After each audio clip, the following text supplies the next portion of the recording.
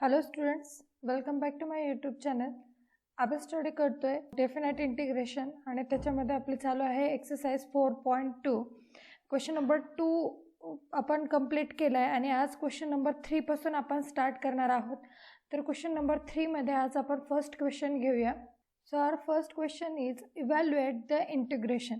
आता जसं आपण याच्या आधी क्वेश्चन 2 पर्यंत सॉल्व केले होते त्याच टाईपने आपल्याला हे क्वेश्चन नंबर 3 ही सॉल्व करायचं आहे. याच्यातही त्याच टाईप काही सबस्टिट्यूशन असतील, कुठे ट्रिग्नोमेट्री असेल, त्याच टाईपने आपल्याला सोडवायचं.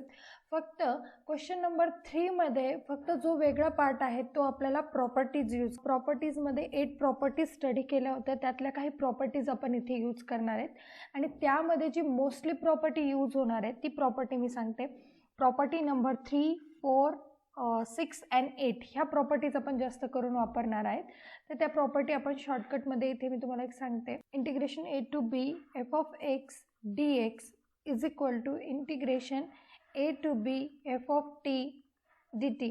म्हणजे definite integration are independent of the variable ही जी प्रॉपर्टी नंबर 3 आहे ही यूज करणार. आणि त्यानंतर जी प्रॉपर्टी जास्त करून यूज करणार आहे ती 0 to a f of x dx is 0 to a f of a minus x dx. ही एक प्रॉपर्टी खूप वेळा यूज होणार आहे ह्या पूर्ण क्वेश्चन नंबर 3 मध्ये.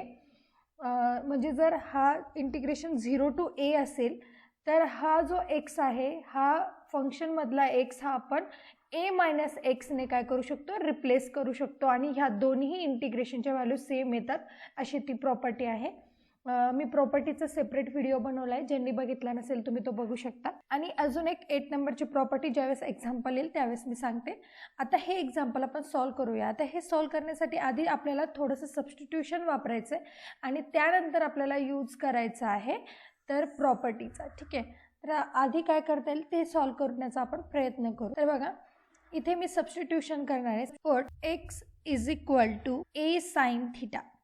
जर आपण इथे एक्सची व्हॅल्यू साइन थिटा ठेवली बघा तर इथे काय होणार आहे, ए स्क्वेअर साइन स्क्वेअर थिटा. आणि मग आपल्याला काय होईल, जनरली 1 मायनस साइन स्क्वेअर म्हणजे कॉस स्क्वेअर आणि हे थोडंसं सिम्प्लिफाय व्हायला आपल्याला मदत होईल म्हणून आपण अशी सबस्टिट्यूशन करतोय. मग एक्सची व्हॅल्यू जर ए साइन थिटा घेतली तर डी एक्स काय असेल, मग D x is a cos theta D theta याचा डेरिव्हेटिव्ह. आता ज्या वेळेस एक्स इज इक्वल टू 0 आहे आपल्याला इंटिग्रेशनच्या लिमिटिंग व्हॅल्यूज काढायच्यात. ज्यावेळेस एक्स इज इक्वल टू 0 आहे त्यावेळेला a sine theta is equal to 0 and therefore थिटाची व्हॅल्यू काय असेल बघा. जर हा ए इकडे गेला तर तो डिवाइड होऊन जाईल आणि डिवाइड झाला तर तो 0 होऊन जाईल. आणि साइन थिटाची व्हॅल्यू 0 कधी असते तर साइन थिटाची व्हॅल्यू 0 ही 0 डिग्रीसाठी असते. So therefore theta is 0. आणि जेव्हा एक्सची व्हॅल्यू ही ए आहे त्यावेळेला a sine theta is equal to a get cancel which implies sine theta is equal to 1 ही व्हॅल्यू कुठल्या साईनच्या कुठल्या अँगलसाठी येते, ज्यावेळेस थिटा हा π/2 असेल 90 डिग्री असेल त्यावेळेस साइन थिटा हा 1 असतो. मग आपण ज्यावेळेस एक्सची व्हॅल्यू 0 आहे त्यावेळेस थिटा ही 0 आहे आणि ज्यावेळेस एक्सची व्हॅल्यू ए आहे त्यावेळेस थिटा हा π/2 आहे. आता ह्या सगळ्या व्हॅल्यू आपण वरती रिप्लेस करूया किंवा मग ही एक टर्म आपण थोडीशी सिम्प्लिफाय करून घेऊ बघा. Under root a square minus x square which is equal to under root a square minus एक्सची value a square sine square theta. And now we can take a square as a common term, so we get 1 minus sin square theta and we know the value of 1 minus sin square theta which is cos square theta. So under root a square into cos square theta, and now it can be write as a cos theta it's a square. ह्या दोघांना मी एका term मध्ये लिहून square केला. आता square root get cancel and we get a cos theta. म्हणजे याची value आपण काय फाइंड केली, ए कॉस थीटा. आता ह्या व्हॅल्यू आपण वरती रिप्लेस करूया इंटिग्रेशनमध्ये. So our integration is I is equal to integration changes from 0 to π/2 1 upon value of x is a sine theta plus square root of a square minus x square is a cos theta and dx, value of dx is a cos theta d. It can be written as, आता सगळ्यामधून numerator आणि denominator मधून जर आपण इथून आणि इथून जर a common घेतला तर आपल्याला तो a कॅन्सल आउट करता येईल. So a cos of theta divided by, मी डिनॉमिनेटर मधून a कॉमन घेते, sine theta plus cos theta d theta. आता हा a कॅन्सल झाला. So our integration is I is equal to 0 to pi by 2 cos of theta divided by sin theta plus cos theta d theta. त्याला म्हणूया equation number 1. आता आपल्याला use करायची आहे property. तर आता आपण कुठली प्रॉपर्टी याच्यासाठी यूज करणार आहे, तर प्रॉपर्टी नंबर 6. तर ती प्रॉपर्टी लिहिते आधी. जर integration 0 to a f of x dx असं असेल तर हे इंटिग्रेशन आपण 0 to a f of x minus a dx असंही लिहू शकतो. म्हणजे हे जे अप्पर लिमिट आहे हा x a मायनस एक्स असं आपण रिप्लेस करू शकतो. आता आपल्याकडे बघा इथे a ची व्हॅल्यू आहे पाय बाय 2. ठीक आहे. तर आपला जो आणि x ची व्हॅल्यू आहे थीटा. तर आपल्याला चेंज करून काय करावं लागणार आहे, तर x चेंजेस टू एक्सच्या ऐवजी थीटा म्हणूया आपण, कारण आपण थीटा घेतला एक्सची व्हॅल्यू. तर theta changes to pi by 2 minus theta. आपल्याला थीटाच्या ऐवजी काय लिहायचं आहे, पाय बाय 2 मायनस थीटा. मग आता ह्या इक्वेशन 1 मध्ये हे आपण काय केलं, सबस्टिट्यूट केलं, तर आपलं इक्वेशन 1 काय होईल बघा. Therefore equation 1 become I is equal to integration 0 to pi by 2 cos of theta कशाने रिप्लेस करायचं आहे, तर pi by 2 minus theta divided by sine of pi by 2 minus theta plus cos of pi by 2 minus theta d theta. Okay. आता ह्याच्यामध्ये आपल्याला concept use करायची आहे allied angles. Allied अँगल्सची कन्सेप्ट, अलाइड अँगल हे जर तुम्हाला समजत नसेल तर त्यावरही मी व्हिडिओ बनवला आहे, लिंक तुम्हाला देऊन टाकेल, ते तुम्ही बघून अलाइड अँगलची कन्सेप्ट समजू शकता. आता हा जो पाय बाय 2 मायनस थीटा आहे तो कुठल्या क्वाड्रंटमध्ये असेल, तर फर्स्ट क्वाड्रंटमध्ये, कारण इथे असतो 90 डिग्री आणि पाय बाय 2 मायनस दॅट मीन्स पाय बाय 2 पेक्षा कमी, तो अँगल कुठे येईल, फर्स्ट क्वाड्रंटला. फर्स्ट क्वाड्रंटला सगळे फंक्शन्स हे पॉझिटिव्ह असतात, त्याच्यामुळे साइन कॉसच्या सगळ्या व्हॅल्यू पॉझिटिव्ह येतील. आता हा पाय बाय 2च्या फॉर्ममध्ये असल्यामुळे फंक्शनची व्हॅल्यू चेंज होते. ज्यावेळेस कॉस असेल तर त्याचा साइन होईल आणि साइन असेल तर त्याचा कॉस होईल. म्हणून आपली जे रिक्वायर्ड स्टेप असेल पुढची, तर ती काय असणार आहे बघा. Cos of pi by 2 minus theta हा येईल आपला कॉसचं होईल sine of theta by using the allied angles, आणि साइनचा होईल कॉस ऑफ थीटा. पुन्हा या कॉसचं पण काय होणार आहे, साइन थीटा डी. ही व्हॅल्यू आहे आपली आयची आणि याला म्हणूया इक्वेशन नंबर 2. जर तुम्ही थोडंसं लक्ष दिलं तुमच्या इक्वेशन नंबर 1 कडे आणि इक्वेशन नंबर 2 कडे, तर या दोघांचंही डिनॉमिनेटर सेम दिसत आहे आणि एकाच्या न्यूमरेटरमध्ये कॉस आहे आणि दुसऱ्याच्या न्यूमरेटरमध्ये साइन आहे. जर आपण या दोघांची ॲडिशन केली तर आपला क्वेश्चन सॉल्व्ह होतो. मग आपण काय करूया, ॲडिंग इक्वेशन 1 अँड 2, इक्वेशन 1 आणि 2 ला ॲड करूया. सो आय प्लस आय, कारण याच्याही लेफ्ट हँड साईडला आय आहे 1च्या आणि 2च्या दोघांच्याही. So I plus I 0 to पाय by 2 cos of theta upon sine theta plus cos theta d theta plus integration 0 to पाय by 2 sine theta upon cos theta plus sine theta d theta. आता दोघांच्याही integrating values same आहे, म्हणजे आपण हे जे इंटिग्रेशनच्या आत लिहिले ह्या टर्मचे आपण काय घेऊ शकतो, ॲडिशन घेऊ शकतो. जर आपण याची ॲडिशन घेतली तर बघा काय मिळणार आहे आपल्याला, इंटिग्रेशन 0 to पाय by 2 cos of theta plus sine of theta, आणि दोघांचाही डिनॉमिनेटर सेम आहे त्याच्यामुळे sign theta plus cos theta, किंवा तुम्ही कॉस प्लस साइन पण लिहू शकता. आपण तसंच लिहू म्हणजे आपल्याला सोपं जाईल कॅल्क्युलेशन करायला. तर हे लिहिता येईल आपल्याला cos of theta plus sine of theta D theta. आता न्यूमरेटर डिनॉमिनेटर दोन्हीही सेम आहेत, तर हे कॅन्सल आउट होऊन जाईल आणि हेच काय लिहिता येईल आपल्याला बघा. तर I plus I that is 2i is equal to integration 0 to pi by 2 cancel होऊन झालं हे 1 थिटा. आता 1चं इंटिग्रेशन आपल्याला फाइंड करता येईल which is theta 0 to pi by 2.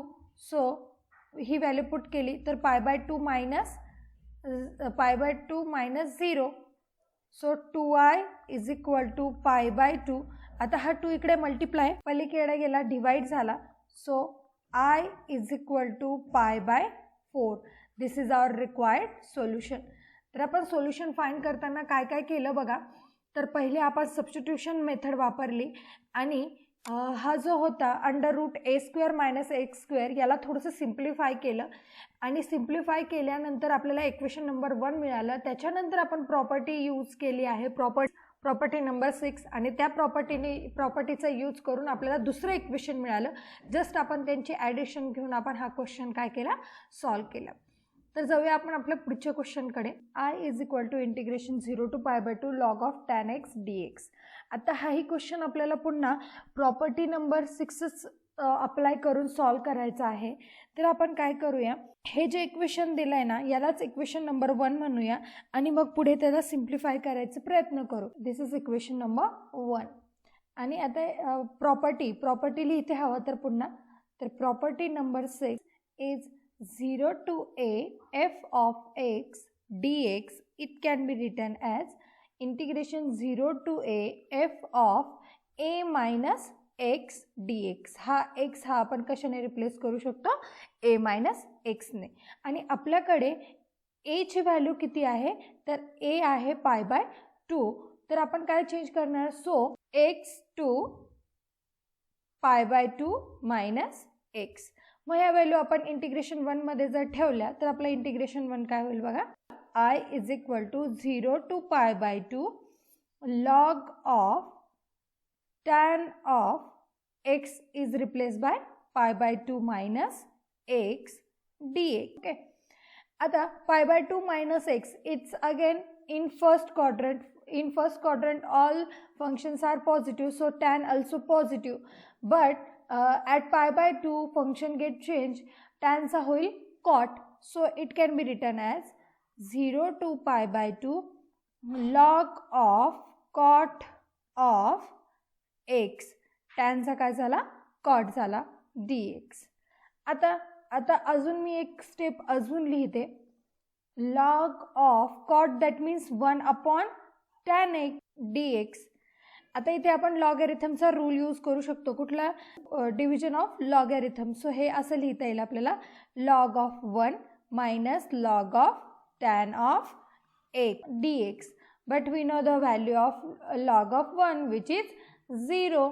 So it become I is equal to integration 0 to pi by 2 0 minus log of tan of x dx. and इथे reason लिहा since log of 1 is 0.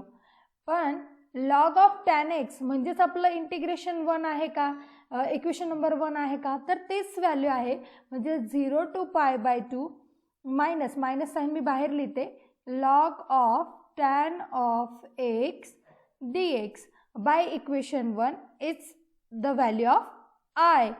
इथे लिहिते from 1 मध्ये ही value आपण find लिहिली आहे. आपला क्वेश्चनच तो आहे आणि तीच व्हॅल्यू आपल्याला सिम्प्लिफाय केल्यानंतर मिळाली. आता हा इकडे जर आला तर I plus I is equal to 0 which is 2I is equal to 0 and hence I is equal to 0.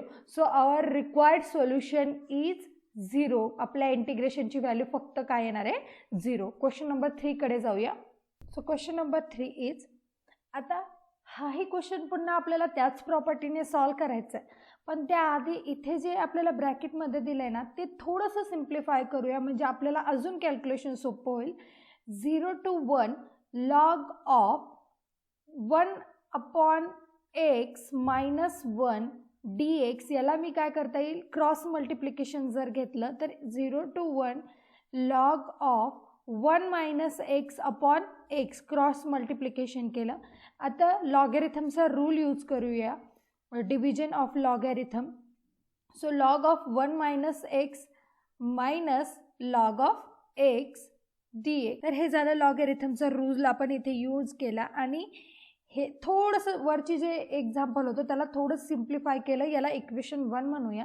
आणि आता इथे आपण प्रॉपर्टी यूज करूया. We know the property integration 0 to a f of x dx it can be written as 0 to a f of a minus x dx. आता इथे बघा, इथे काय आहे तर a ची व्हॅल्यू आहे 1. So we change x to 1 minus x. म्हणजे या इक्वेशन 1 मध्ये x ची व्हॅल्यू 1 मायनस x ने काय करायची, रिप्लेस करायची.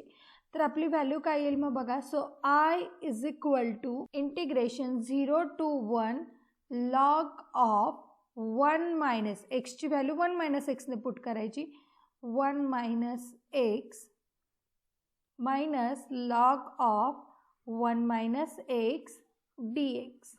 ओके, आता बघूया थोडंसं सिम्प्लिफाय करून काय मिळतं आपल्याला.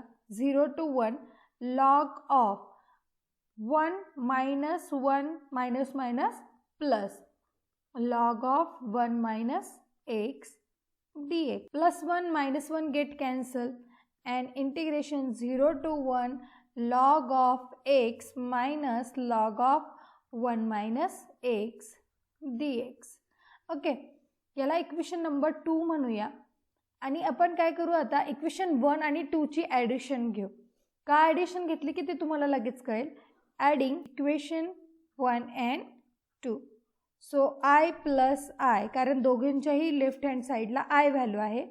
Integration 0 to 1 log of 1 minus x minus log of x. हे झालं तुमचं इक्वेशन 1. आणि इक्वेशन 2 काय असेल मग, integration 0 to 1 log of x minus log of 1 minus x dx. तर आता इथे तुम्ही काय करू शकता, दोघांचंही इंटिग्रेटिंग व्हॅल्यू सेम आहे म्हणून सगळ्याची ॲडिशन घेऊ शकता. मग आपण ती ॲडिशन घेऊन टाकूया. 0 to 1 log of 1 minus x minus log of x plus log of x minus log of 1 minus x dx. आता तुम्हाला काय कळतं, इथे हा प्लस आहे, हा मायनस आहे, पुन्हा minus log of x plus log of x सगळं कॅन्सल झालं आणि आन्सर आलं 0. So integration 0 to 1 0 dx which is 0. 2i is equal to 0 and we get the value of I is 0. आपल्या तिसऱ्या नंबरच्या क्वेश्चनचं हे आन्सर किती आलंय, 0. आपण जाऊया क्वेश्चन नंबर 4 कडे. So the question number 4. आता हा क्वेश्चन आपण जसा फर्स्ट क्वेश्चन सॉल्व केला ना, अगदी त्याच मेथडने, फक्त जो सबस्टिट्यूशन आपण आधी यूज केलं होतं ते यूज न करता डायरेक्ट आपण प्रॉपर्टी नंबर 6 याच्यामध्ये अप्लाय करून हा सॉल्व करू शकतो. खूप सोपं आहे. बघितलं आपल्याला याचा आन्सर ओरलीही सांगता येईल की एक्सची व्हॅल्यू आपण काय करणार, रिप्लेस करणार. तर bye property 0 to a f of x dx it can be written as 0 to a dx. and इथे आपली a ची व्हॅल्यू आहे, here a is pi by 2. तर आपल्याला काय चेंज करायचं आहे, तर we change x to pi by 2 minus x. तर हे इक्वेशन नंबर सपोज 1 आहे आणि आता आपण 2 कसं लिहिणार मग. I is equal to 0 to pi by 2 sine x ची व्हॅल्यू रिप्लेस करा, pi by 2 minus x minus cos of pi by 2 minus x and in denominator 1 plus sin of pi by 2 minus x cos of pi by 2 minus x dx. आता by allied angle all the angles, हे सगळे angle सेमच आहे, पाय by 2 minus x. आणि ते कुठे लाई होतात तर फर्स्ट क्वाड्रंटला सगळे फंक्शन पॉझिटिव्ह, म्हणजे साइन आणि कॉसच्या व्हॅल्यूज काय येणार आहे आपल्या, पॉझिटिव्ह येणार आहेत. आणि 90 डिग्रीला फंक्शन चेंज होतं. साइन असेल, साइनचा होता कॉस आणि कॉसचा होतो साइन, हे इंटरचेंज काय होतात. मग त्याच्यामुळे आपण हे असं लिहू शकतो 0 to pi by 2 साइनचा होईल cos, cos of x minus कॉसचा होईल साईन ऑफ एक्स आणि डिवायडेड बाय 1 प्लस साईनचं झाला कॉस आणि कॉसचं झालं साईन dx. आता इक्वेशन 1 आणि 2 पुन्हा आपण जर ॲड केलं तर आपला क्वेश्चन सॉल्व्ह होतो, सिम्प्लिफाय होतो. किंवा ह्या इक्वेशन 2 मधून जर मायनस साईन बाहेर घेतलं तरीही हे सिम्प्लिफाय होऊ शकतं. कसं बघा, हे 2 मिनटं इक्वेशन 2 याचं मी कॅन्सल करते आणि बघा हे थोडं जर आपण याच्यातून मायनस साईन जर कॉमन घेतलं तर -0 to π/2 मायनस न्यूमरेटरमधून कॉमन घेतल्यानंतर काय होईल, कॉसला जे प्लस होतं ते मायनस झालं आणि साईनला जे मायनस होतं ते प्लस झालं आणि डिनॉमिनेटर आहे ॲज इट इज, त्याच्यामध्ये चेंज नाही. आता तर हे न्यूमरेटर आणि डिनॉमिनेटर मी थोडंसं अरेंज करून व्यवस्थित करून लिहिते. I is equal to -0 to π/2 sine of x minus cos of x, जी कॉसची पहिली निगेटिव्ह टर्म होती मी ती नंतर लिहिली, 1 प्लस आणि हा जो कॉस आहे आणि इथे जो साईन आहे तर मी साईन आधी आणि कॉस नंतर लिहिते, कारण ते मल्टिप्लाय कसंही लिहिलं तरी चालतं. आता हीच सगळी व्हॅल्यू इक्वेशन 1 वरून काय लिहिता येणार आहे आपल्याला, हे इंटिग्रेशन आय लिहिता येईल by equation 1. So I is equal to -i, I plus I is equal to 0, 2i is equal to 0 and value of I is 0. ह्या इंटिग्रेशनची व्हॅल्यू 0 आली. तर करूया 5th नंबरचं क्वेश्चन सॉल्व. क्वेश्चन नंबर 5 बघा, I is equal to integration 0 to 3 x square 3 minus x bracket raised to 5/2 dx. आता जर आपल्याला ह्या क्वेश्चनमध्ये इथे जर x असता आणि xचा पॉवर 5/2 असता तर आपल्याला त्याचं इंटिग्रेशन करणं सोपं झालं असतं. पण इथे 3 मायनस एक्स आणि त्याचा पॉवर 5/2 आहे, हे आपल्याला काही सिम्प्लिफाय करायला सोपं जाणार नाही, म्हणून आपण डायरेक्ट प्रॉपर्टी यूज करू आणि मग सॉल्व करू. बघा क्वेश्चन किती सिम्पल होतो हा क्वेश्चन. तर आपण प्रॉपर्टी यूज करू, पुन्हा तीच प्रॉपर्टी आपल्याला यूज करायची. तर प्रॉपर्टी आहे तीच. आता इथे काय आहे बघा, तर here a is 3, so we change x to 3 minus x. एक्सची व्हॅल्यू 3 मायनस एक्सने रिप्लेस करायची. सो I बिकम्स 0 to 3, एक्सची व्हॅल्यू 3 मायनस एक्सने रिप्लेस केली, it's square and 3 minus x its power 5/2 dx. Integration 0 to 3 minus x bracket square 3 minus plus आपण हे फक्त simplify केलं, bracket raise to 5/2 dx. -3 + 3 get cancel, 0 to 3 याचं expansion आपण लिहू शकतो. 3 स्क्वेअर इज 9 मायनस 3 2 जा 6 minus 6x plus x square आणि ह्या ब्रॅकेटमध्ये राहिला फक्त x रेस टू 5/2 dx. आता बघा सिम्प्लिफाय करायला आपल्याला सोपं झालं. आता हा x रेस टू 5/2 जो आहे तो आपण सगळीकडे मल्टिप्लाय करून घेऊ. So 0 to 3 9 into x raise to 5/2 minus 6 into x raise to 5/2 into x plus x square into x raised to 5/2 dx. Okay, आता आपल्याला फक्त याची ॲडिशन करायची आहे पॉवर्सची. So 0 to 3 9 x raised to 5/2 याच्यात ॲडिशन करायला काहीच नाही आहे, minus 6 into x raised to 5/2 आणि हा पॉवर आहे 1, 5/2 प्लस 1 हा किती होईल 7/2 प्लस आता पुढचा आहे एक्स स्क्वेअर आणि हा आहे 5/2 which is 9/2. So x raise to 9/2 dx. आता काय फक्त आपल्याला इंटिग्रेशनच्या व्हॅल्यू काढायच्या. तर आता याचं डायरेक्ट इंटिग्रेशन जर काढलं तर 9 एक्स रेस टू 5/2चं इंटिग्रेशन काय येईल, x raise to 5/2 plus 1 divided by 5/2 plus 1 minus 6 into x raise to 7/2 plus 1 upon 7/2 plus 1 plus x raise to 9/2 plus 1 and 9/2 plus 1. हे सगळं याचं इंटिग्रेशन झालं आणि integrating values R 0 to 3.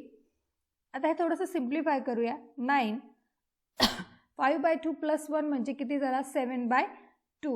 So x raised to 7 by 2, denominator 7 by 2, minus 6 into x raised to 7 by 2 plus 1, that is 9 by 2 upon 9 by 2, plus x raised to 9 by 2 plus 1, that is 11 by 2 upon 11 by 2, 0 to 3. आता हे सगळे constant आहे ना, डिनॉमिनेटरचे न्यूमरेटरमध्ये गेले तर हे काय होईल, 7 by 2 वरती गेला तर 2 by 7 होईल, 9 2 जा 18, 18 upon 7 x raised to 7 by 2, minus 6 into 2 upon 9 x raised to 9 by 2, plus 2 upon 11 x raised to 11 upon 2, 0 to 3. आता हे थोडंसं सिम्प्लिफाय करता येईल, 3 2 जा 6 and 3 3 जा 9. So 18 upon 7 x raised to 7 by 2 minus 4 upon 3 x raised to 9 by 2 plus 2 upon 11 x raised to 11 upon 2, 0 to 3. आता upper आणि lower लिमिटच्या value एकदम टाकूया. लोअर लिमिट 0 टाकल्याने सगळ्याच व्हॅल्यू 0 येतील, फक्त अप्पर लिमिट पुट केलं तरी चालेल. So 18 upon 7, 3 raised to 7 by 2 minus 4 upon 3, 3 raised to 9 by 2 plus 2 upon 11, 3 raised to 11 by 2 minus पुढची व्हॅल्यू पुट केली तर सगळेच 0 येणार आहे, मी म्हणून डायरेक्ट 0 लिहिला, -0. आता हे सिम्प्लिफाय करण्याच्या ऐवजी आपण जर 3 raised to 7 by 2 सगळ्या टर्ममधून जर कॉमन घेतला तर आपल्याला काय मिळणार आहे, 18 upon 7 पहिल्या टर्ममधून 3 raised to 7 by 2 कॉमन घेतला, मायनस 4 upon 3, 9 raised to 2, बघा हे 9 raised to 2 म्हणजे कसं लिहिता येईल आपल्याला, इंटू 3 येईल, प्लस 2 upon 11, इथे 11 by 2 मधून 7 by 2 जर गेला तर इथे येईल 3 चा square. Okay, 3 raised to 7 by 2 as it is 18 upon 7 minus 3 3 get cancel which is 4 plus 3 square is 9, 9 2 जा 18, 18 upon 11. आता आपल्याकडे ज्या टर्म शिल्लक राहिल्यात तर त्या कुठल्या टर्म राहिल्यात बघा, तर 18 upon 7 minus 4 plus 18 upon 11.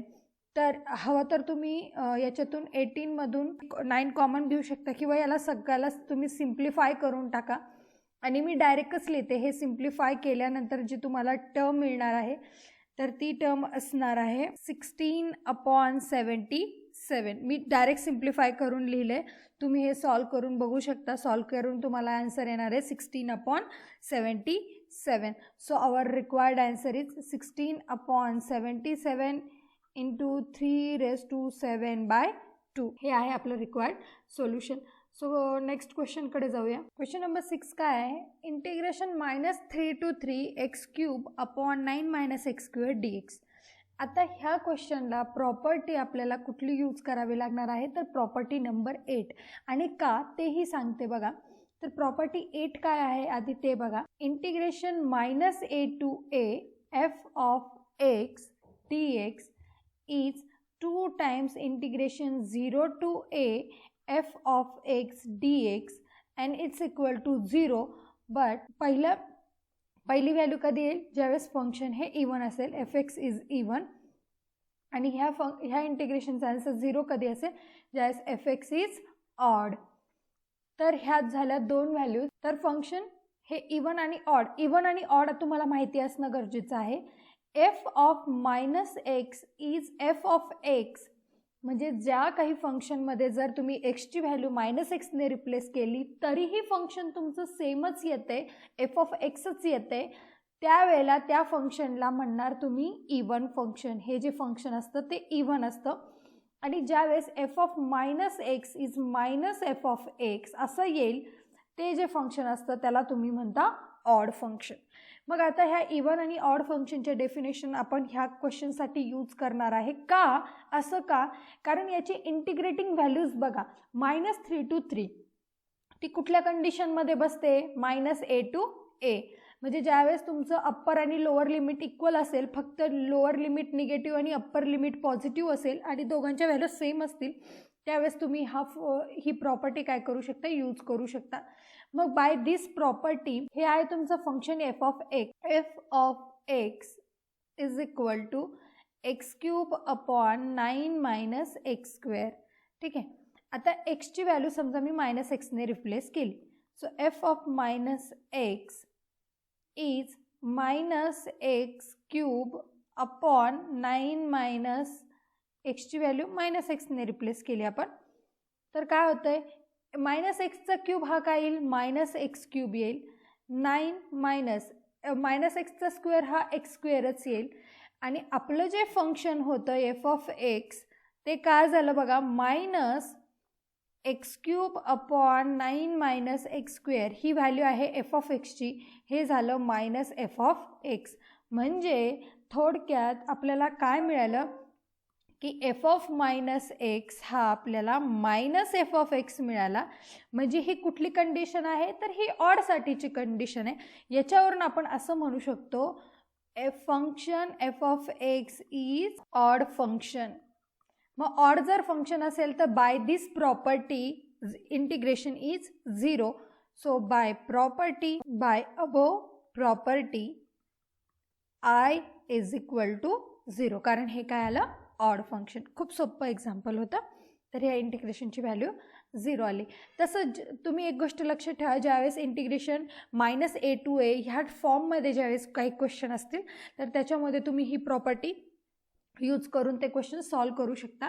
तर तसंच आपण पुढचा क्वेश्चन सॉल्व करूया. Question number 7. क्वेश्चन 7 पण पुन्हा -π/2 टू π/2 आहे. म्हणजे इथेही आपल्याला प्रॉपर्टी नंबर 8 यूज करता येईल. तर बघा, प्रॉपर्टी नंबर 8 जर आपण यूज केली तर आपलं जे फंक्शन आहे हे आहे आपलं टोटल फंक्शन. तर याच्यामध्ये आपण काय करूया, फंक्शन इवन आहे का ऑड आहे ते चेक करू, म्हणजे आपल्याला प्रॉपर्टीचा यूज करता येईल.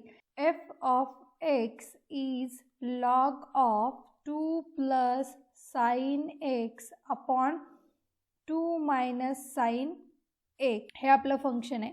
तर एफ ऑफ मायनस एक्स, एक्सची व्हॅल्यू मायनस एक्सने आपण जर रिप्लेस केली तर log of 2 plus sine of minus x upon 2 minus sine of minus x. ठीक आहे. हे मी फक्त एक्सची व्हॅल्यू मायनस एक्सने रिप्लेस केली. आता आपल्याला माहिती आहे sine of minus theta is minus sine theta, he property आपल्याला माहिती आहे. तर तेच इथे आपण अप्लाय करणार.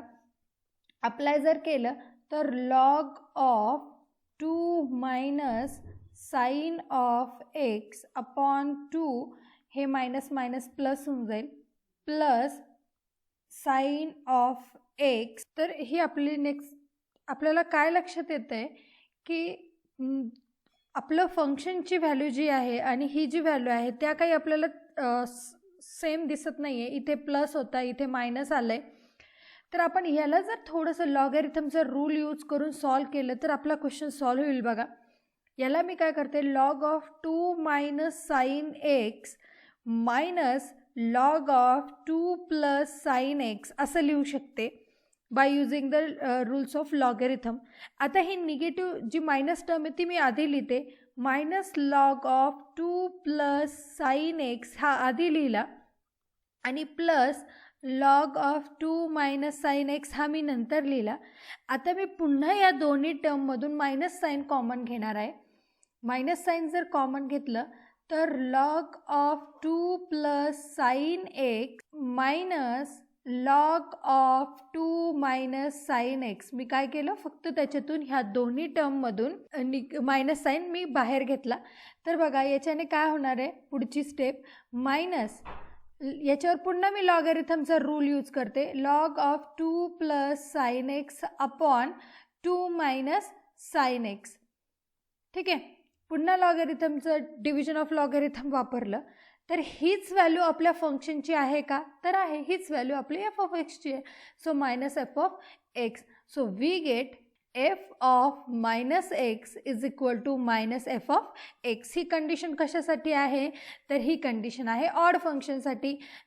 याच्यावरून आपण लिहू शकतो here therefore function f of x is an odd function. आणि ऑड फंक्शन मुळे काय होतं की आपल्या by the property integration -π/2 to π/2 log of 2 plus sine x upon 2 minus sine x ह्या इंटिग्रेशनची व्हॅल्यू किती आली तर 0 आली. कशावरून तर बाय अबोव प्रॉपर्टी. कुठली प्रॉपर्टी ही, हे फंक्शन ऑड फंक्शन आहे आणि ऑड फंक्शनमुळे काय होतं डायरेक्ट त्या इंटिग्रेशनची व्हॅल्यू काय होते 0 होते. So our answer is 0.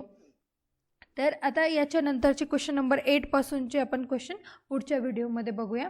Thank you.